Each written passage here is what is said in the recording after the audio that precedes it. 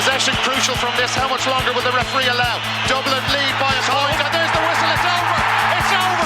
We earned it by winning the last 2 matches on the road, and that's not going to be taken away from us. But what I love in hurling, I love players that will never give in. He hits it. He hits it. It's over the bar. Oh, holy Moses!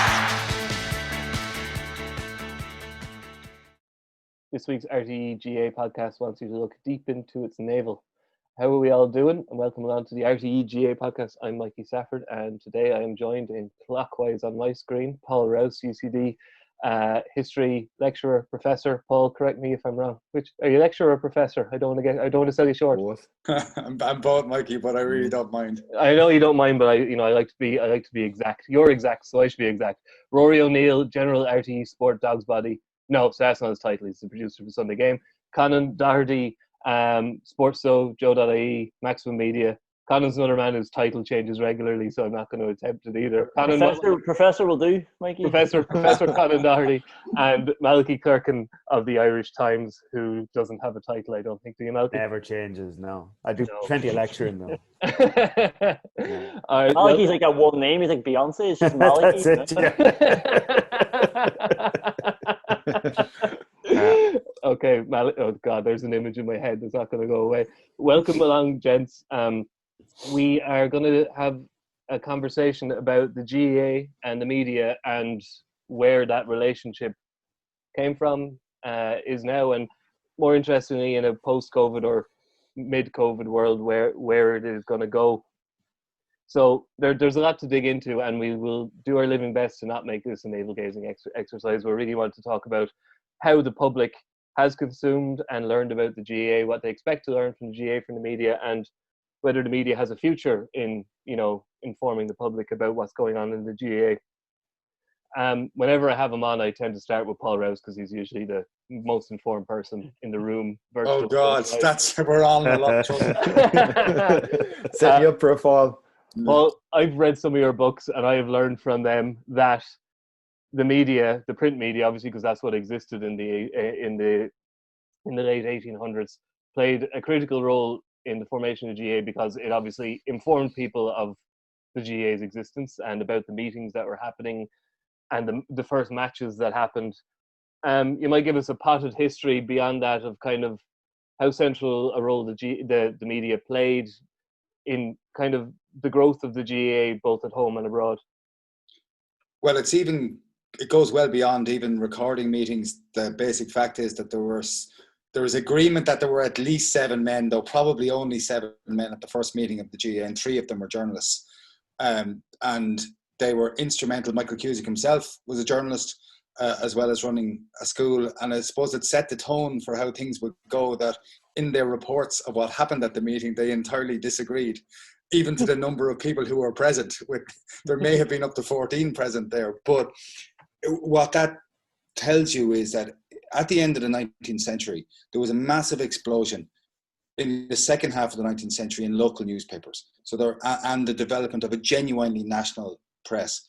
And the story of the GAA through the 1880s, 1890s, and into the 1900s is one that is recorded in newspapers all around the place. And this is a perfect marriage between print and sport, a marriage of review and preview, a marriage of stars, writing about stars, as we all know, journalists are stars, and this thing worked together to kind of create a sense of momentum around the GAA. Now, the GAA itself was disillusioned with the contribution of journalists very often, and on various occasions set up its own newspaper. Not much has changed. So not much has changed. 100 years. Exactly, yeah. And it set up its own way of publicising its things. And the print media kept going. Now, we said in the 20s when radio came along that radio would kill newspapers, and that the GAA was right there in the beginning. 1926, the first live broadcast of sport in the country was a hurling match between Galway and Kilkenny from Croke Park, and it was considered an extraordinary feat to have managed to broadcast that at all. And so radio created a new stardom around the GAA, a new sense of celebrity around players in the 30s and 40s and into the 50s. And then that was again added to by a new layer with TV coming in the 60s. And so everyone said at the time, TV is going to displace radio. And then, you're left then with not displacement. What you're left with is an accretion of different sources of media, all of which feed into the GAA landscape and which bring us through to the modern times. And that's my history piece done. So I'm gone now. Thanks very much.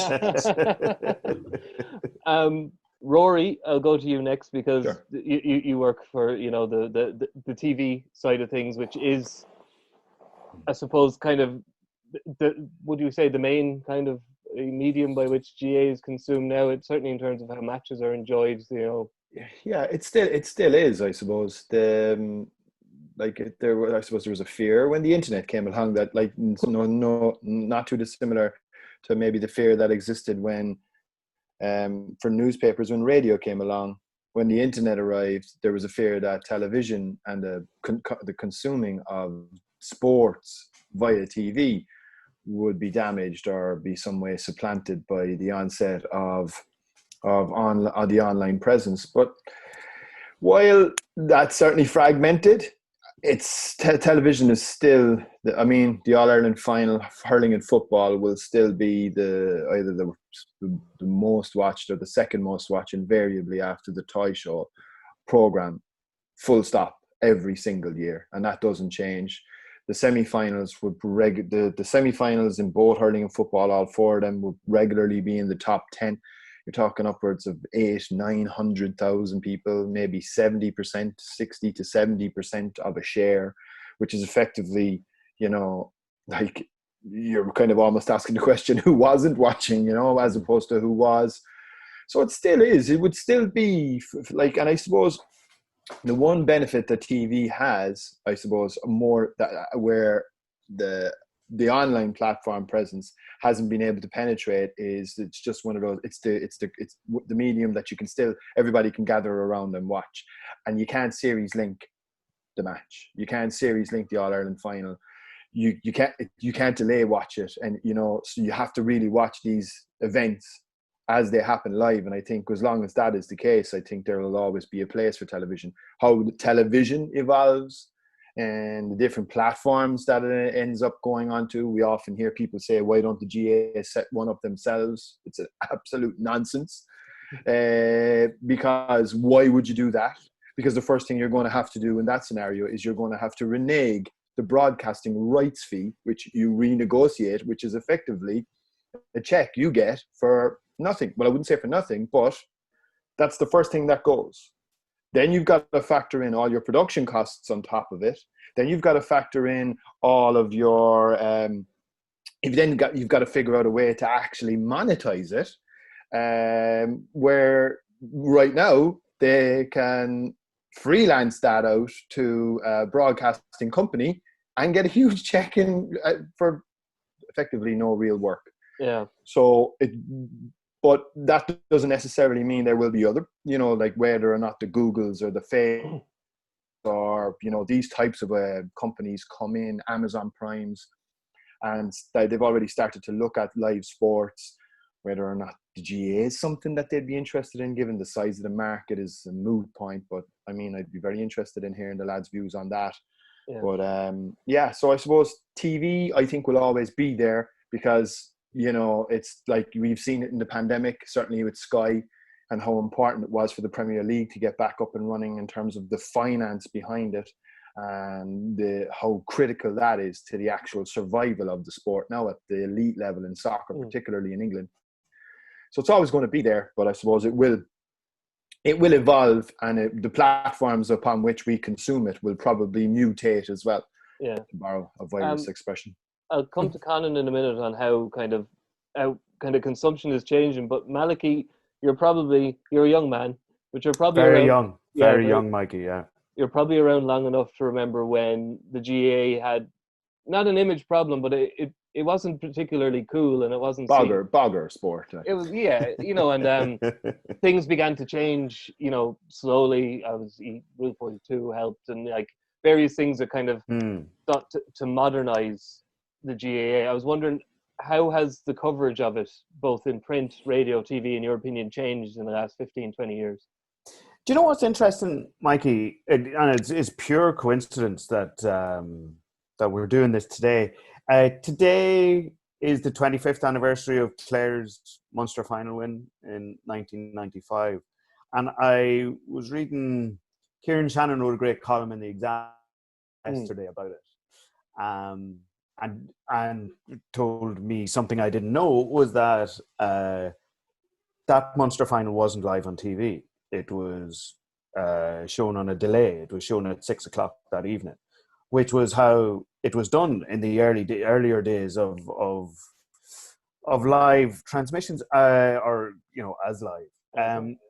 And that struck a real chord with me, because I realised that as a 16-year-old boy in Monaghan, as I was at the time, the Clare thing completely passed me by, because there was no hurling up where I was from. And the interest in the Munster hurling final that wasn't live on television would have been exceedingly minimal.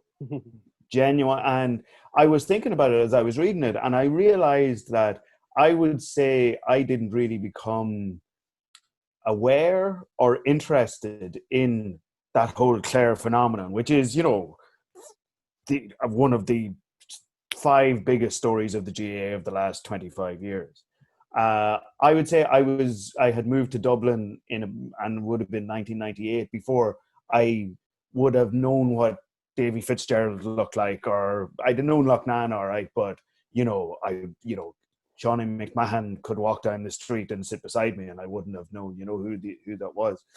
And it really, when I was reading that yesterday, I was going, that couldn't happen now.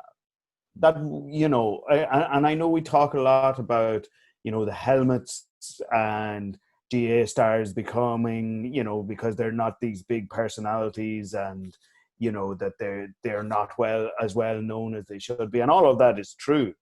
But a 16-year-old in Monaghan now knew that it was a big deal for Limerick to win their All-Ireland a couple of years ago, knew that it was a big deal for Galway to win their All-Ireland a couple of years ago. And that, that might not be a huge thing, or it might not sound a huge thing to say people in the hurling heartlands all across the country, but that is a direct consequence of the greater coverage, the expansion of coverage over what is it, like literally a generation, like 25 years. It's a totally different landscape now. It has loads of flaws and loads of problems and loads of access issues and all of that kind of stuff. But on that basic level of exposure, how the GAA have expanded their media profile over those years, it's been a riotous success. Yeah. Could I add something into yes, that? That's a really well made point. And 1995 is a key year in this, because of course it's the Guinness All-Ireland Hurling Championships, and the marketing of the GAA was transformed. Not men but giants, and slitters crashing into houses and all this. Exactly. That really matters in terms of changing the profile and the reach of where it went, and how other companies took this product that they were now using to sell their brand, and in the process change the nature of the GAA brand. That brings us quite neatly on to kind of, as you say, the expanding media market, and to kind of, Conan, you work for a company, one I used to work for as well, Maximum Media. Didn't exist in 1995 because the internet was, your Yahoo email account and dial-up connection and all that. The internet didn't exist in 1995 for all intents and purposes. And also the GAA hadn't been, kind of commercially exploited in a positive sense the way it is now, whereas you work for a company who is built on advertising campaigns, social media, and, widespread broadband access, which obviously didn't exist in 1995. With all that in mind, do you still think television is the most important medium when it comes to the GAA? Absolutely. You only need Joe Brawley to say one thing on RTÉ or on Air Sport, as it is now. Not on RTÉ anymore. I know, but then the whole country's gone into meltdown. You can't compete with what somebody says on Sunday Game with what you can stick out on Twitter, for example. I think one of the things that you were wondering, Mikey, about how consumption has changed. I don't know if consumption has changed really as much as the platforms. There are more platforms simply, and I think one of the things that you and I have both learned over the years is people still want good stuff. Like, you know, we've tried a lot of things down through the years, especially on digital media, but the only thing that we know that works is good content. Like, you know, so we always thought we found a trick and we thought we found a new way of getting through to people, but actually the only differentiator was always good stuff. And like, you know, sometimes I think people fall into a trap of calling something digital friendly, or, you know, or putting something out for digital. But, you know, again, we've done like 3,000 word articles that become the biggest piece that weekend. And I think with the platforms, it's probably just a case of trying to learn how to use each platform. And again, it's something that we've been guilty of a lot is, you know, if you're on Facebook and you're just constantly trying to drag people away from Facebook over to your website, and it's like, people aren't on Facebook to be dragged over to your website. They're on Facebook to sort of engage with that community when they go on Twitter. Now, yes, it can be used to flag some things, but, you know, going to Snapchat, all these different platforms that are now emerging, is how are you going to use them now to put out your story? And that's one of the things I always say to the team. Even if it's something as simple as a picture, what we're still doing is storytelling. That's what we're always trying to do. Like, you know, so how do you put that across in a picture? How do you sell this video? How do you tweet something in whatever amount of characters? How are you still storytelling with that amount, just so you can continue to use those platforms without having to drag people off those platforms? And again, to come back to the digital friendly thing, I think the biggest challenge for digital media, and I always say to people who are coming through, is you still have an establishment, you still have a tradition of the best journalists. Like, you know, so for example, if you're going to buy a newspaper, like, that's an event. People sit down to read the newspaper and they're going to read your thing. When you're on digital, it's not taken for granted that they're going to read what you're putting up there. You're actually competing for their attention. And that's not to say that people have short attention span. It's just to say that they haven't put that time aside to sit down and read your piece. You're on Twitter and there's so many other options that they can do. So you're trying to catch them in that moment. So it's what can you offer differently? And again, like the one piece of advice that I give to people is, when you go to the Aviva or the Crew Park, how many press seats are there? And this is just for written press, hundreds. And like every single journalist is there covering. Not anymore, Conan. Not anymore. Yeah. Well, that would be helpful actually for a lot of new people coming through. But you're all there covering the same game, and it's like, again, why would somebody read my match report instead of Malachy's, for example? And I say Malachy as the one Malachy. And like, it's just maybe I'll start putting Beyonce on it, but I'll give him a reason. And like, you know, again, so you're just having to try to think now, what can I offer that's maybe a little bit different? And I think that's maybe the role that digital has played, because you don't want to be competing with people who are more established.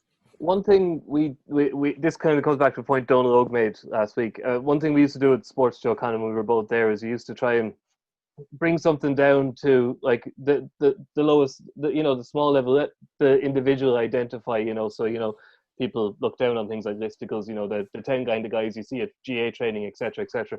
But it was a way of kind of connecting, with a younger audience and with people who are interested in GA, who, as you said, they might read Malachy's match report, but they might be looking for something different. It kind of got me thinking about Donald Ogue and his point that on the podcast last week, he kind of said the club v county thing was a media construction. And it made me wonder, Paul, I'll come to you on this. Do you think the modern GA media does focus too much on the 2%, as we call them? And is that materially different from how the GA media used to behave, or has it always focused on the elite players, the elite games, or did it used to be more community focused?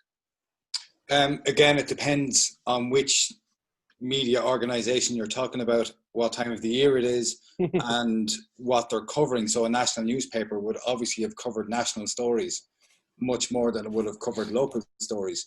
But I would disagree with the idea that the club v county thing is a media construct. I think when you're left with that argument, you're grasping a little bit to put it at the hand of the media. I suppose just on that though, Paul, I suppose, and I'm not speaking for Donald Ogue on this, I suppose, but just to kind of to surmise the interpretation of what I was of what I took from what he was saying, is that I suppose, and I can only sort of give you an example from my own experience. I mean, if you look at, we'll say in Dublin, and I know Conan plays with Skerries and they're Senior 1, right? Which is, a very good level in Dublin. But now in Senior 1, the vast majority of the players that are drawn from the Dublin senior football panel would all be Division 1 teams. So there's only 16 of those, and there's 100 clubs in Dublin. So the club versus county argument for 85 clubs doesn't register because no one cares. And I think that's the point that I think he was trying to make, in that it's only affected, like this club versus county thing only affects a really, really small percentage of clubs and a very small percentage of players as well. And that it's something that the media had focused in on, and it's not very representative of the ordinary everyday issues that most clubs are dealing with. For instance, we'd say my own club, they're really upset they're only getting 3 championship matches for the whole year. They have to pay their membership for that, and they're all upset about that. They couldn't care less about a club versus county route. Do you follow me? But you're okay. So that's a different context than I had understood it to be. But allowing for that, you've answered the question yourself there, Rory, because the calendar is intimately linked into this club v county argument, and the nature of when things are played and when they're being squeezed together and when they're being run properly in terms of meaningful matches. So because of its impact on the club calendar, the club v county thing is very real, and it's made real in fixtures. And fixtures remain, and we're not going to go down the rabbit hole of fixtures here because we'll never get back out of it. But that's, to me, that logic just breaks down, and your logic breaks down when you come to the fact of fixtures. But rather than creating this as a club v county thing, if you look at representations of the GAA within the media, it is undeniably the case that it is the elite player, the star player, the celebrity player that attracts the attention and attracts the stories for much of the year. And to suggest otherwise just doesn't hold water. What you do get... Well, Malachy did suggest otherwise and got into lots of... Malachy did suggest otherwise and got into lots of trouble for it. No, I want to clarify what I've said, though, before I finish. I think for a lot of the players, I think for a lot of people, that is what draws people to it. But it is not just what draws people to it, because Conan's point is a really good one. A good story is a good story. And this divide between club and county, it doesn't help the making of a good story. What the point I'm making is about one of that elite group of players who are pushed out at the events, which are supposed to attract people to matches, and people are meant to turn up to games, drawn to see people who appeared at press conferences, which seemed to me to be little more than push and shoves. Malachy, what you did right, and I was going to bring it up, was when this flared up last year at the more traditional time of late winter, early spring, which is when the GAA should have its rows, not in high summer. You wrote a very, very it shouldn't have been provocative, but it was provocative because you said much misunderstood. Careful what you wish for. I go to a lot more club matches than most GAA. You really want to replace? Do you want to supplant the intercounty elite game from the height of summer and replace it with club games, which are, as it was always my argument, they're of interest to 2 parishes most of the time, these matches. It was a some fair of them point. half parishes. Yeah, it was a fair point, very well made, and you were run out of town by a baying mob with forks. But stop. Everybody likes me. Don't worry about that. Yeah, but in fairness, you don't cover Leinster Senior League matches, but you just said yourself before we came on air, you'll probably go to Parnell Park in the next couple of weeks for a group match in the Dublin Championship. The GAA, the lower levels of the GAA do get, well, the GAA in general gets, more coverage than other sports in Ireland. I don't think anyone can deny that. But the lower levels of GAA, in comparison to the lower levels of rugby or soccer's nearest competitors, it blows them out of the water, doesn't it? Yeah, it does to an extent. And look, you can get very deep in the weeds with all of this stuff. There's a way to simplify these things on a very simple level. The market for GAA stories is fragmented before you even type a word. The GAA is 32 counties. There are some very worldly people in all of those counties who take an interest in the game as a whole, and the people in Donegal who will read a piece about the Waterford hurlers. But there's not a lot of people in Donegal who will read a piece about the Waterford hurlers. And I'm talking about, your Austin Gleasons, the top guys. Breaking that down even further, the amount of people in Donegal who will read about Mount Sion, or getting down into a granular way of talking, is even fewer. Now, Paul is 100% right, and I think Stop there, Malachy. Finish the sentence there. I think that this is in general the way that I approach working. I would much rather and have many's the time written a 2,000 word piece on some obscure club hurler with a good story. I would much rather do that than go to a Dublin press conference and write 800 words for the next day.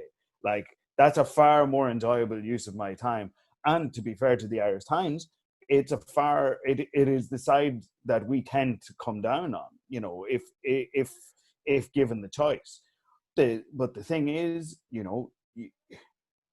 our responsibility as a news organisation is not to the GAA. It's not to the club game. It's not to the county game. It's not to any. We don't have that responsibility. You guys may, on a certain level, as rights holders and as a public service broadcaster, that's a different story. But as a commercial entity, news organisation, our only responsibility is to the readers, and is to give them something that they'll find interesting. And it is a basic fact of life that more people are interested in the inter-county scene than are interested in the granular level club stuff from their other counties. Like, and Mikey, yeah, you're right. Next weekend I will go to see. I think. Go watch Skerries. They've got a really industrious wing forward, I've heard, who never ventures beyond halfway, I think. Well, tell me what the press facilities are going to be like before I go there. But no, I will almost certainly go to Parnell Park for Kilmacud playing Ballyboden in the first round of the Dublin Hurling Championship.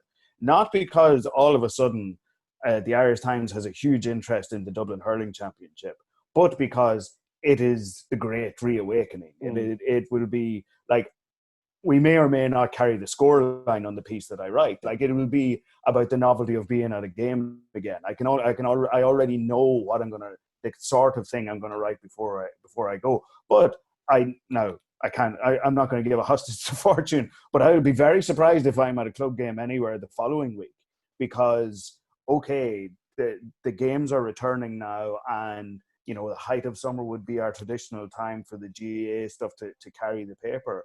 But, I don't know if there's that broad interest. There's the interest in everything getting going again. There's the interest in us coming out of the pandemic, finding normality in life again. But that's the story.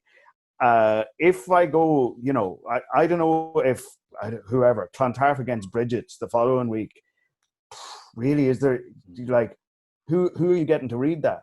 And my not worry, but my hesitation, and I say I share this with the boss, although I haven't really spoken to him about it yet, but the hesitation would be that, are you going out to cover these games just because they're there? And if that's the case, is that really a good use of resources? Because, with the best will in the world, how broad is that the audience? How much is the audience dying to know about the first round of the Dublin Hurling Championship? You're talking about a very small constituency there. And I think, and in general, we tend to think that our resources are better used elsewhere. Our very limited resources. Something can matter deeply. Used another way. Yeah, something can matter deeply to a small number of people, but it doesn't make it national news. I think that's always been the case. Totally. Yeah. So what people do care about is inter-county. Before we get on to the Great Awakening, because I think that's interesting, what is going to happen. Conan, how frustrating do you find covering the inter-county game without turning this into a journalistic moan? But as you said, good content is what people want. How difficult is it to get good content, create good content from the inter-county game outside of the four lines, shall we say? I mean, yeah, it's difficult to get interviews, but like there's loads of stuff that you could talk about. Even like Malachy makes a good point there about going to a game, and the piece is the event. It's not the game. Like you could write whatever amount of words you want about driving down to the match or whatever. Like, you know, so it's again just thinking of different ways to do it. And I always find it interesting, like the way you're describing covering club matches there, Malachy. Sometimes I think that's what the media have done. And sorry, Mike, I don't want to drag us back in, but when we talk about the 2% of the inter-county players, it's almost like the media are covering something that only affects 2% of the people on the island. Yes, that's 2% people who play, but like, you know, 1.1 million people watch the All-Ireland final on RTÉ. Like, you know, like that's not. It's like, you know, to suggest that we're not representing the masses by covering the inter-county game is madness, I think. And I actually think the biggest gripe that club players have is that the season probably goes on too long, if anything. Like, you know, it's like you're playing games in November and stuff like that, whereas you were told you're playing at this time. Like, nobody's complaining. This is where I think the media are just a little bit off at the minute. Not to say that I'm part of the media. I'm starting to sound like a Scaries player here. The media have got it all wrong. But yeah, they're just a little bit off with this one, because I haven't heard anybody complaining about this short window of 12 weeks, because actually it's just excitement. It's like, oh my God, we're going in, we're playing championship and we're done. Anything can happen. And there's actually a lot of players that are coming out of retirement and stuff just because they know like what's happening, they know where they stand.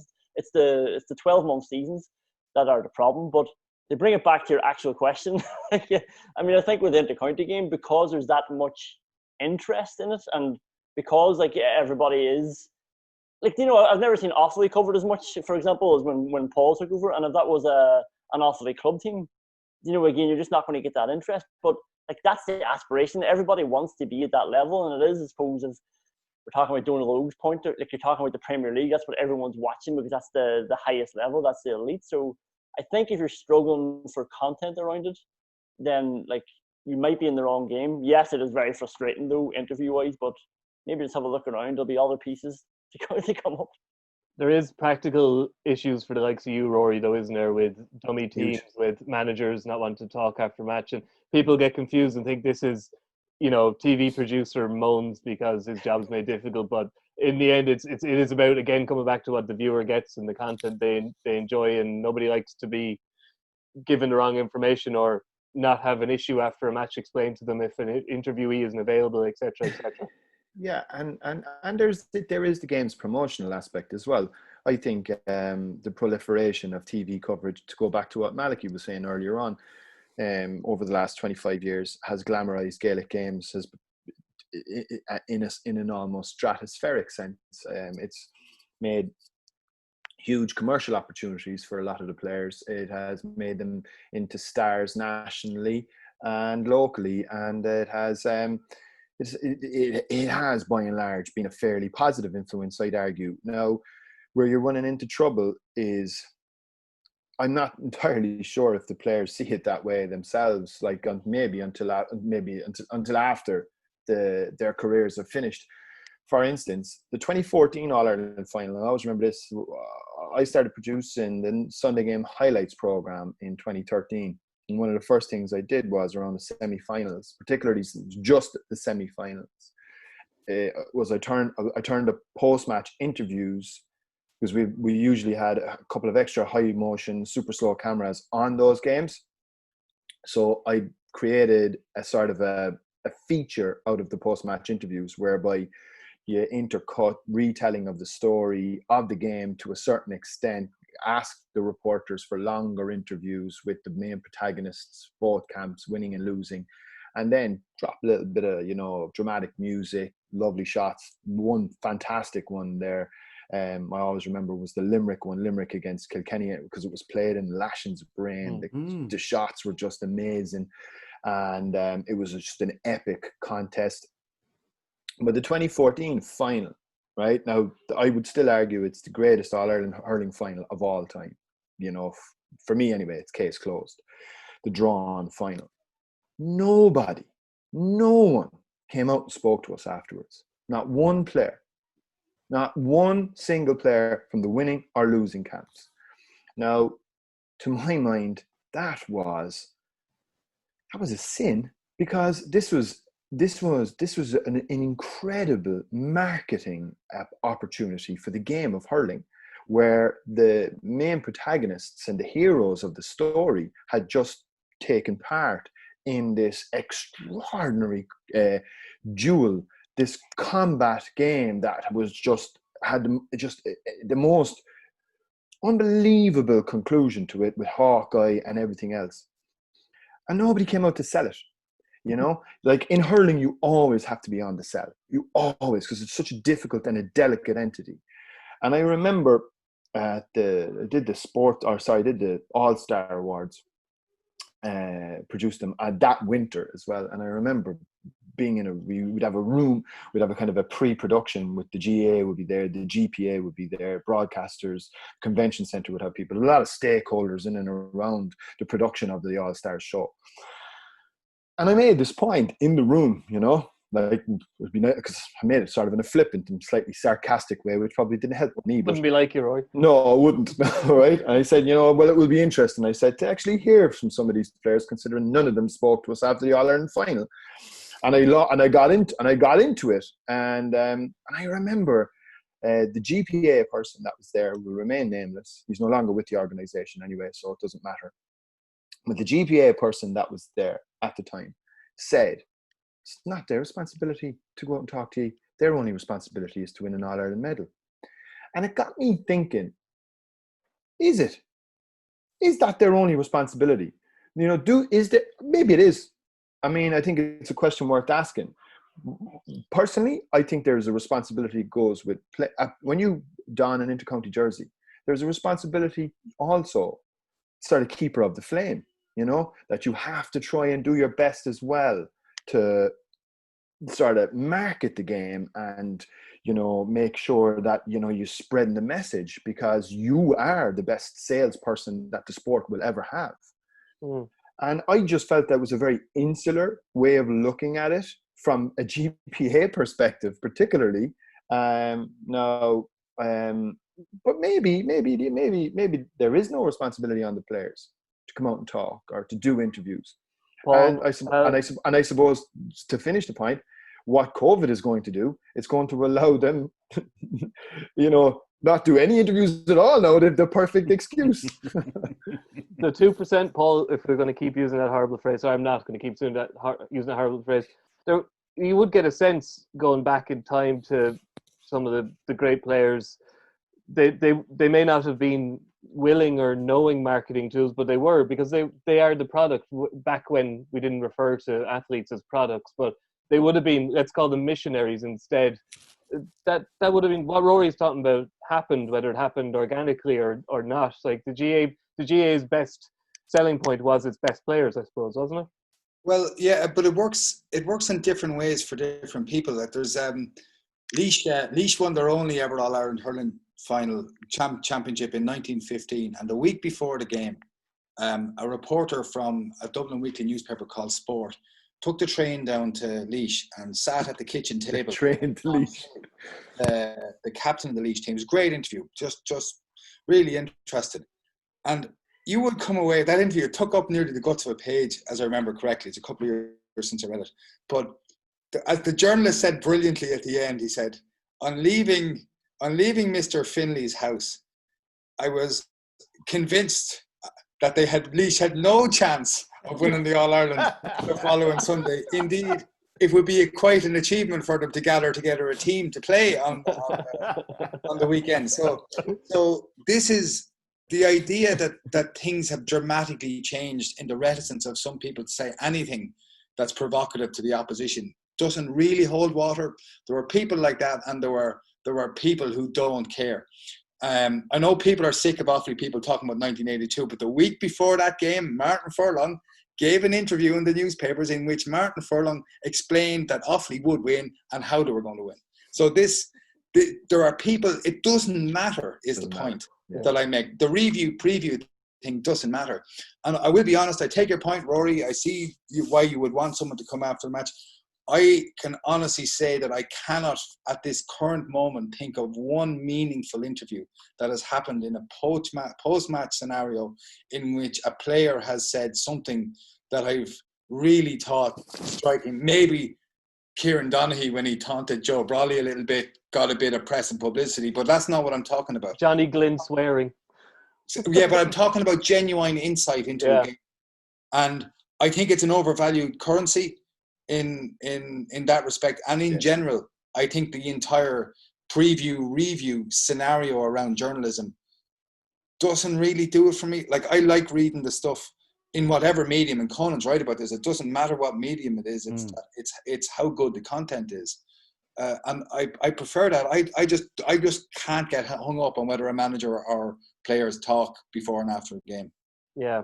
Malachy, we all have heard the stories of our GAA peers, GAA reporting peers of a certain age who got into the dressing room and interviewed a naked Paddy O'Shea. Seems everybody interviewed a naked Paddy O'Shea at some stage. And now we've got to the stage where the likes of you, me and Conan would loiter outside, idling buses in the tunnel underneath Croke Park, and you... In the hope of spotting someone naked, is that what you're saying? Or failing that... I don't have that kind of time when I'm up against deadline, Mikey, I gotta say. Yeah, we online guys, we don't have deadlines. We can leer before we write. No, but you'd look to catch the eye of a player you maybe interviewed in the last 2 years who may remember you and not think you're the scum of the earth and may stop and talk to you, or as they may, especially after a drawn match, scurry onto a bus and not talk to you. So things have been sliding in terms of access, and I take Paul's point that a post-match interview, to me, I won't live or die by one. But it'd be interesting to see what the new reality is going to be, because we're not going to be waiting outside buses. We may be waiting in a room, staring at a television screen and waiting for the image of a player to appear. If we're very lucky, I don't think you're going to be getting that in Dr. Cullen Park. That might have to wait till you get to Parky Queeve or Croke Park. Like, access, which has been limited for the last 5-10 years, it's going to be non-existent, you'd imagine, wouldn't you? Yeah, but I mean, there's a freedom to that, isn't there? Like, that we can get away from almost the pretense that it's worth doing in the first place. I still think I know what you're saying, Rory. I still think that, like, I think it depends on the character. I know I do accept Paul's point absolutely, and I know what you're saying, Mikey, that it might offer a freedom, but I still think it depends. To be fair, Rory, I think you've chosen. Nobody, hang on, Rory. Nobody could tell me that they do not want to hear from Davy Fitzgerald after a match. Sure, but Rory, I think you have chosen the wrong example. Okay. With the 2014 match, because you're 100% right. Greatest All-Ireland hurling final, certainly the best that I've ever been at. I've only been at them for the last 10 years, but the best, an unimpeachable game, not added to or subtracted from one scintilla by getting a post-match interview with any of the players. Like, that is a game that stands on its own and will live on its own. Now, when there is an issue in a game, when there is a sending off, or when there is a huge penalty or a dodgy ref call, but not even that, a huge tactical thing that came out of nowhere. Had, let's say, when Donegal beat Dublin in 2014, had there been no post-match interviews, then you're at it. Then you've lost something. Okay, then even if that thing is Jim Gavin, who, God love him, tried to be as uninteresting and yet succeeded in being the most interesting person. And Jim McGuinness was quite good at shutting down interviews if he didn't want to do an interview either. Jim was fine as well. But you know what I'm saying? Like, if you're taking a game like that, okay, there's a post-match interview that's important there. But, the loss of them will not be that keenly felt, I think. Put it this way, Conan made a great point. The story is the story.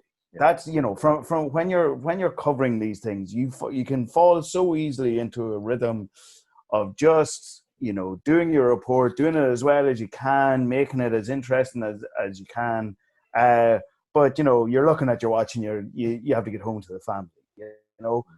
Whereas if there are restrictions, and there will be once we get back to it, you find your way around them. Yeah. you find interesting ways to do these things. I want to argue against myself for a second here, if I could. The exception I would make to the rule is after the broadcast, and we haven't spoken about this at all, but after the broadcast of ladies Gaelic football or camogie matches, often those interviews are much more open, much more revealing, and you tend to get a bit of something about them, and because they're not liars. Well, you're spot on though. I think you're spot on because they haven't been sort of media trained to say nothing. They've actually they answer questions honestly, and you're right. Like you get. I was talking, Rory. I was talking to a Dublin women's footballer one time at the Irish Times Sportswoman of the Year Awards. And I said exactly that. And I said, and you're great. Like, you have no media training. And the two of them kind of looked at me and said, we get loads of that, but we couldn't give a shit about it. Yeah, that's the point. That's the key point. That's the key point. They actually have the courage. I don't understand this. Like, I genuinely don't understand this when people do interviews. And I'm like, like you quoted Donal Cusick earlier on. I really admire the fact that he speaks his mind. He says what he has to say, and whether you agree with him or not, or you disagree with him, so what? It's a point of view, and it's an articulated point of view, and he's entitled to it, as everybody else is entitled to it. Where I have the problem where people sit in their hands and are afraid to dissent, or afraid to speak, or you're somehow ashamed of expressing an opinion which might be thrown back in your face. What are you worried about? Yeah. Conan, we might lose a little bit of access to players, which wasn't really there, and I think most people here are agreeing it's not the most important thing in the world. From the world that you inhabit online, how important is to say a 15 or 16-year-old? Do you think they even think about the media as a thing? Do they care whether they hear something through SportsJOE, the Irish Times, RTÉ, or do they think something's more authentic if Joe Canning tweets it himself or it's on his Instagram story, which is what most people in the media fear this happening, And that's probably like where Rory's point is like the best, where he's talking about these people as heroes, and like at that age group, certainly, like, more people want to hear from Joe Canning than they do from me. The 2014 final, I was thinking, after a draw, I couldn't think of anything more boring I'd like to listen to than somebody come out and just try to play it all down. And especially when there's so much to pick the bones off when you get back into the studio because they're playing the game in a week's time. But I think, Malachy, you made the point there about a flashpoint or an event. And that's where the opportunity is, I think, for players. Like, maybe, I don't think the reader is particularly mad to hear a post-match interview, but for a player, I remember going to Castlebar and Mayo were playing for Mana, the famous Aidan O'Shea dive, and it was Shea Cullen, I think, they got done by him, and I tried to interview Aidan O'Shea afterwards, and actually I think he was supposed to do an interview with us for the podcast, or I think he had agreed that anyway, but he obviously just said no then afterwards. But that left me in a position where the story of that day was Fermanagh getting done by a dive, and I had no longer have Aidan O'Shea's sort of point of view or his stance or any of his thoughts, and I have to write this story. So I went home and I wrote a piece, and I think it was along the lines of someone who dies should get a red card if they're cheating. And that, it was sort of, it made it that black and white. I was a bit younger then. And I think, Mikey, you dealt with the consequences the week later. Aidan O'Shea told me to fuck off the next week because I had a SportsJOE mic cover. I was in Castlebar for their game against Kildare. And I was not going back there. Very bluntly told me to fuck off, and I kind of thought, fair enough. Yeah. Fair cop. I will. I remember and that. You did. I did. And I completely understand where he's coming from, but also I was thinking, if he had just spoken to me, I wouldn't have written my opinion or my black and white facts of it all, or what I thought were facts of it all. I just would have ran his quotes, and that would have been it. So I think it's probably more incumbent on them, and it does them more favors when there is a flashpoint and they're involved in it, to actually just come out and give their side of the story. Like, what's the old saying? An empty vacuum will be filled, and boy, I filled it that day. We'll finish up in a minute because I think we've lost Paul somewhere along the line. Rory, do you have any idea how you're going to do this? Because you sent us on an article there from the Daily Mail about how Sky Sports have done it, and Sky Sports, let's be honest, slightly bigger organisation than RTÉ, and they've had to completely rip up the rule book on how they cover live sports and have units based in different locations and dealing with social distancing and Graham Souness's bad broadband. it's going to be a challenge. Well, the first part, the very first part of the challenge comes to exactly the last thing you just said, which is broadband, reliability on broadband. And that's something that we can't really rely on in this country. So in terms of what Sky managed to achieve, simply just wouldn't be possible for us, because they have a broadband infrastructure over there that would be far superior to what we would have. So that would probably rule that possibility out of, like, they're directing games remotely. The director isn't in, like, for instance, who we're playing tonight, Manchester United and Man United and Aston Villa. That game is at Old Trafford, I think. So the director will probably be in London, which is, this is like all the graphics are put on via a studio which is based in Manchester, and it's permanently based there. Like, it's incredible the technological advances that they have made to try and make sure that this thing runs as smoothly as it possibly can. And that's with a company that signed a £5.1 billion contract deal, and then however many billions on top of that in terms of their production costs. That wouldn't necessarily be applicable to a regional, small public service broadcaster. That's more or less what you gave the GA, though, isn't it? Yeah, 5.1 billion. Yeah. Billion. But it's just, so we don't really know. I mean, the reality is, will you be helped to a certain extent by the fact that there won't be as many people at these matches? Yes. It'll open up different areas for you that you can actually host your broadcast. I can't see us building studios, for instance. I think everything is going to have to be done outside. You're exposed to the elements. Irish winters, wind, rain, all affects audio, microphones, electricity. So like it's a bit of a minefield. The Germans were the first out of the traps on this with the Bundesliga, as the Germans are the first usually with everything in life. That's just a rule.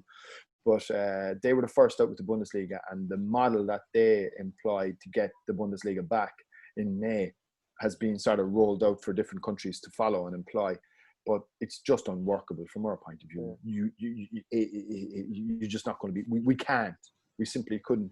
We wouldn't be. No, you'll have to have your COVID adherence and your protocols and your social distancing. But in terms of the technological side of it, we're just simply not there yet. Yeah. Are you, Malachy, ready to don your face mask, bring your hand sanitizer, and go where needed? Once the intercounty starts up, you've made it quite clear it's going to be one and go for you in the club. But once the intercounty starts, are you looking forward to? What do you expect at this stage? It's going to be very different. It's going to be a novelty, and it doesn't matter what you do for a living. A bit of novelty is a nice thing. Well, I mean, I obviously can't wait. Finding out what normal people do at their Sundays has been a terrible thing in my life. Yeah. I was sitting in the garden one day. I think it was kind of the start of June, and like I would have been at a Munster Championship game the night before, and maybe another one on the Sunday, and yet here I was weeding the bleeding garden. It was not my idea of a fulfilling life. Look, it's going to be fascinating if it happens. It's a fair if at this stage, I think. Essentially, the start of the championship is 4 months away, give or take a few days. And it's flu season. But like 4 months ago was, let's say, the 9th of March. Cheltenham hadn't even happened 4 months ago. Yeah. So, the distance between here and the start of the championship is vast, considering what has happened in the last 4 months. So I'm still not overly convinced that it will happen. I think they have left themselves, true, and they've been their calendar is very good, but like they've given, there is no wiggle room in it anywhere. Any sort of delays, any sort of problems with any of the teams, a bad weekend of weather, all that sort of stuff is going to knock things on their head a little bit. But yeah, geez, it's going to be amazing. It's going to be fantastic. Like, as we've been saying all along, the story is the story, and like this is as you know, there will come a time when we will be back to the normal run of the championship, and you know, we'll be dragging our heels going to a Leinster football championship game, and you go, oh my God, but remember the days when we had to go in masks and fill in our form the night before and all that carry on. Like it's going to be so fascinating to do, and I can't wait, you know, to get out and do it. But you know, getting through it is going to be new every day. Yeah, it certainly is. Conan, a Christmas All-Ireland final, does that float your boat?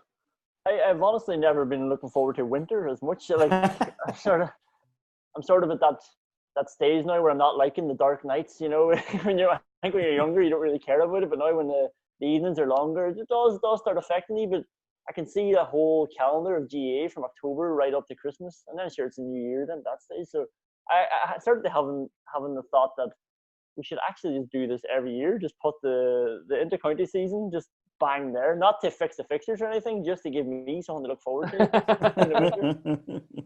See, Malachy, that's how you could have phrased your argument. Yeah, I live with it for 1 year, but my body clock works at you know, getting to the middle of September, and then sort of freewheeling from there to Christmas. Walking around the Irish Times, reminding everybody that this is a rugby newspaper, and not to be annoying me until in February. Write the odd golf piece. And yeah. So it is going to be interesting, though, Mal. I mean, I don't know if you read the piece that I sent you. I sent on that. I did, yeah. In terms of the limitations around who's allowed into these venues. I mean, it won't be the case that, you know, every single newspaper organisations, like, you know, get to an All-Ireland final, Dublin are playing Mayo, and you might have the Mayo Chronicle will be sending 3 guys. Like, that probably won't be allowed. It'll be fascinating. You're going to HRI are letting 2 reporters into race tracks at the moment. And how is that decided then, Mikey? It's the guy from PA, and then the other one's on rotation, as far as I know. But it's that strict. I don't know. That was at the beginning. They may have eased that now. I'm not sure. But when I was chatting to them when they first opened up, that was it. 2 reporters. Because I suppose the one thing that you would probably take, I mean, if the GAA's conference last week when they were unveiled the grand plan, whenever it was last Friday week, it was 1 person per organisation. Now, that was we're obviously in the throes of it currently. But if you're to take that as a yardstick, that's probably what you're going to be looking at, you know, further down the line. Like, it won't be the case that, and but again, you might have some people's noses put out a joint on this. Yeah, you know? But you're talking about 3 or 4 games there, Rory. Like the vast majority of games only ever have one per organisation at them anyway. Not local. You know, okay, at the final stage is fair enough. Probably, but yeah. All right, lads.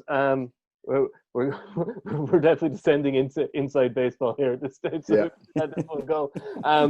We will continue in a second. We'll be chatting to one of those nice, chatty women's footballers, Sarah Rowe. She was chatting to Anthony Pyne earlier in the week, and that's coming up now in a second. Oh, holy Moses! First of all, you know, it's been a tough few months for everybody, really, and particularly for yourself, given that you were, you know, the other side of the world when the pandemic escalated. And I suppose just if I can start by asking, you know, how it's been for you and how you've dealt with the last couple of months. Yeah, it's been a different time anyway. I've enjoyed, I suppose, the time off mentally and physically. I don't think I've ever had this long of a break, and enjoyed the precious time I had with my family. But I went back training with my club team last week, and to be back in a team environment and have that camaraderie with the girls and that community spirit around the club has been amazing. So I've been delighted to be back. I think, like, when people see Gaelic players particularly going to Australia, you know, they sort of think you're living the dream and it's a no-brainer. But it is a massive decision, and it can be a wrench for people as well, you know, with homesickness, etc. So, I mean, did you feel that particularly when COVID-19 started to escalate? Did it sink in a little bit more, given that you were so far away from home? Yeah, I'm the type of person, I suppose, is the way I think is like, I don't worry about things until they actually nearly hit me in the face. And I think that was the thing with all this. It was like, it was all breaking here at home, and I was on the phone to my parents and they were telling me what was going on. But until you see something for yourself, you don't really believe the way it is. So when the season got called off over in Australia, and it was kind of like flights are being cancelled and stuff, I was like a bit like, okay, I really better get home now. And I was thinking to myself, I was like, whatever situation I'm left with here, I will, try and make the best out of the situation. I was prepared for it to go either way. But at the end of the day, you really did want to be around your family at times like this. And it's been precious, as I said, to have that time with my family. And it's, made me very grateful to have all that and have all them great people in my life. But I think I would have been lonely definitely if I was left over in Australia. But I suppose I would have dealt with that if it came my way. There is an Irish presence at Collingwood, and I think Aisling Sheridan has spoken about how good you were for her, and I guess it was probably vice versa. You probably helped each other through that period. Yeah, definitely. I think just trying that scramble to try get home, we had to like pack up the whole house in like 24 hours. I left half my stuff over there because I couldn't possibly get it home on the plane.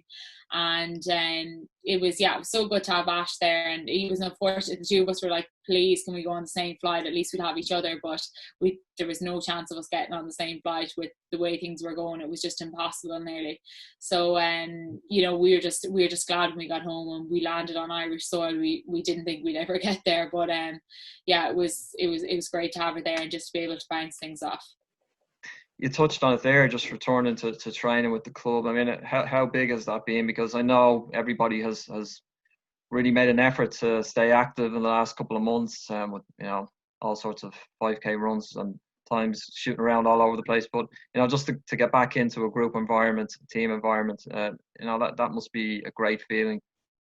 Yeah, 100%. It's like, you really miss that side of things. Like, you can train as much as you want on your own, but it's never the same as the way you train when you're with a group of people, and you're pushed that bit harder as well. And like, we might have been doing 5K runs, 10K runs, like anything straight line stuff, but like you're going straight back into like, turning, zigzagging. So it's like completely different type of fitness as well. And, trying to get that match fitness up. Whereas, as much and all as you'd have trained really hard over the break, it's not the same as training in a group. And, you see far greater benefits from training with a group of people.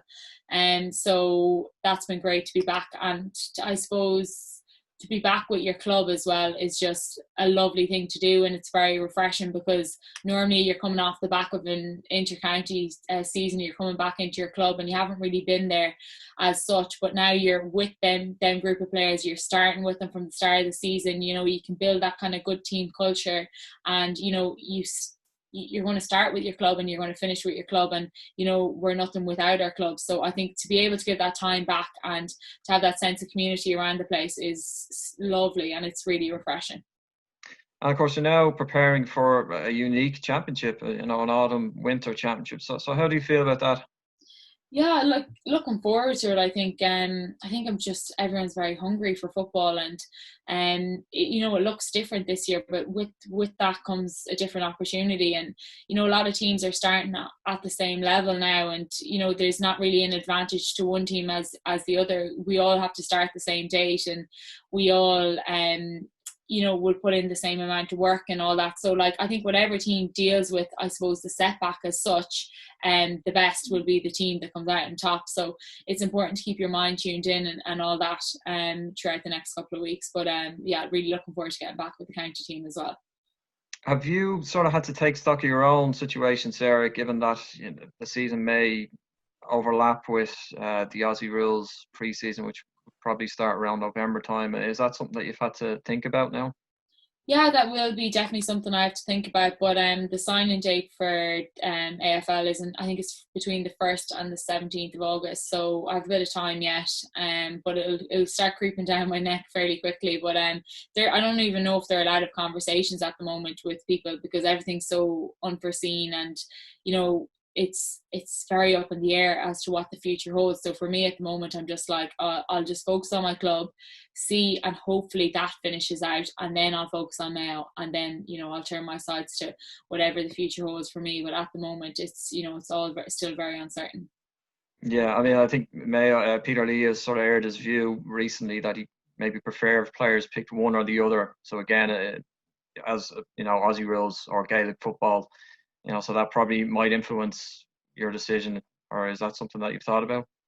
Yeah, I think that's Peter has to do what he thinks is best for Mayo, and what's best for Mayo is best for me. So it just means that you know, it is more of a decision now going forward. If you can't play the both, it's, you know, you have to kind of weigh out the pros and cons and what's best for you. And I was studying while I was over there as well, and I finished my degree, and I've been working in that. So I did hypnosis, neuro-linguistic programming, and life coaching when I was over there. So I've started working in that since I came home. But there was one or two other areas that I kind of wanted to further study in, but I didn't get to finish the part that I wanted because of COVID. So you know, whether that'll be in any way of an influencing factor for me, I don't know. But I suppose I've started working now in all that at the moment, and I'm creating my own website and stuff. So that's been great to have another focus as well, and not just be focusing on sport at the moment. Okay.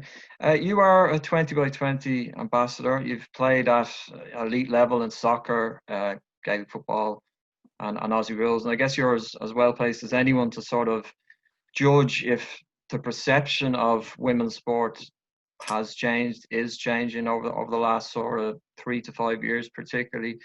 How do you feel generally? Are things getting better? Are they staying the same? Or what do you think? Yeah, things are definitely getting better. From when I started with Lidl, I think I've been with Lidl now like 5 years maybe as an ambassador. So their consistency has been unbelievable. Like, you know, a lot of people talk about doing things, but not too many people take action on things. But that's the one thing with Lidl and 20x20. It's just constant action. Like, they just want to make things happen, and they put themselves at the forefront to make that happen, and they drive standards all the time in what they're trying to do. And I think that's amazing as well. Like, even this initiative it's like the fact that it's kind of focusing on women as a holistic view, and, like, you know, exercise is good for everyone. It's not just for, you know, your typical athlete. So I think that this campaign is amazing, and the fact that Lidl have a campaign off the back of the 2020 campaign, the Lidl's Moves campaign, where they have resources for people to be able to, you know, tap into throughout the next 21 days and to form a new habit. So I think they have just constantly driven standards, and, you know, pushed the media and pushed all that kind of extra exposure that it really did need in order for, you know, the whole can't see, can't be. It's very true, and it shows younger girls that they're, when they look, that there's actually a pathway as to where they go and how they can get there. And, you know, it's very clear cut now, whereas before it wasn't so clear cut. It was kind of like you're just going with the flow, and, you know, if opportunities arise, great. But now they see opportunities, and I suppose they can work towards that. Yeah, I mean, there is a clear growth in participation levels and in crowds at, you know, in the ladies football, in the Gaelic ladies and camogies finals, and in soccer and in Aussie rules and across all sports. But in March, the Herald Sun had to disable the comments section on their coverage of women's Aussie rules because there was so many sexist remarks. So when you see things like that, is that just a reminder of how far we still have to go with regards to how the perception of women's sport, how it's covered, and, you know, sort of ignorant views on it that still remain? Yeah, I think as well with that, like, there's definitely still a bit to go in terms of that, but it's like, you know, I suppose the trolls on after men's game as well, and, you know, the keyboard warriors, like, you're probably always going to have that, but obviously, like, some of the stuff that would be said is just completely inappropriate. But I think you know, there's always going to be that small bit. For some reason, Australia just seemed to have had an awful lot of that over the last couple of years. But they're, you know, the women are really standing up and making sure that their voice is heard, and, you know, trying to improve the standard in that, and hopefully it does work. Have you found that, for instance, GAA is slightly more inclusive than compared to Aussie rules? it's much of a muchness, really. I suppose being in a professional environment and training in the same facilities as the men and having access to all the same things, you know, you kind of see that as nearly an even playing field. But like you said, there's a bit to go in the perception of it, and you know, to kind of gain that bit more respect, I suppose, around the place, and I suppose that starts from us making sure that the standards rise all the time, and that we're working really hard behind the scenes. But like that, we need the push of all these big campaigns like Lidl and 2020 and all that kind of stuff. Yeah, and I guess then in that sense, you know, although the lockdown has brought the sporting world to a standstill, but it's also created this enormous hunger for sport at all levels, and I guess there's an opportunity, to further push the quality and the importance of women's sport over the next, you know, for the rest of the year, given we've been waiting so long to see any action. Yeah, definitely. There's going to be a big push, I think, over the next couple of months, and it's very important that we all get behind it. And you know, there's going to be an influx of sport hopefully over the next while, so it's going to be a busy few months for everyone. But like you said, like things like this, the initiative for 2020 and Lidl are really helping to just do things behind the scenes when at the moment, I suppose, there's no real games happening. So they're focusing on a different element of their campaign, which is really refreshing. And just finally then, Sarah, you know, as I said earlier on, that we've a restructured championship, and you're back at your club and back training, and everybody's straining at the leash to get going. So what are the goals for yourself for the rest of the year? For me, it's one day at a time. I just like to think of, you know, short-term goals, and I'm just focusing on my club at the moment, and you know, making sure that we have a good culture in the club and that we drive standards going forward. It's our first year up senior. We went from junior to intermediate, now to senior, so we just want to make sure that, you know, we're playing at the highest level possible and that we keep driving standards there. So my biggest focus is, I suppose, I started with my club and I'll finish with my club, and that's my biggest focus at the moment. Okay, that's great, Sarah. Thanks for your time. Thanks, great, Mel. thank you. Oh, holy Moses! That's been this week's RTÉ GAA podcast. Thank you to all my guests. If you're not a subscriber, please do subscribe wherever you get your podcasts. Listen to us on YouTube, watch us on YouTube, you know, say nice things about us in the comment section if you wish. Saturday and Sunday Sport are back again this weekend, of course, and we'll have all the GAA news and opinion pieces and all the other good stuff on the RTÉ website and News Now app this weekend. So I will chat to you again next week. Thanks very much. Goodbye. Possession crucial from this. How much longer will the referee allow? Dublin lead by a point, and there's the whistle. It's over. It's over. We earned it by winning the last 2 matches on the road, and that's not going to be taken away from us. But what I love in hurling, I love players that will never give in. He hits it. It's over the bar. Oh, holy Moses!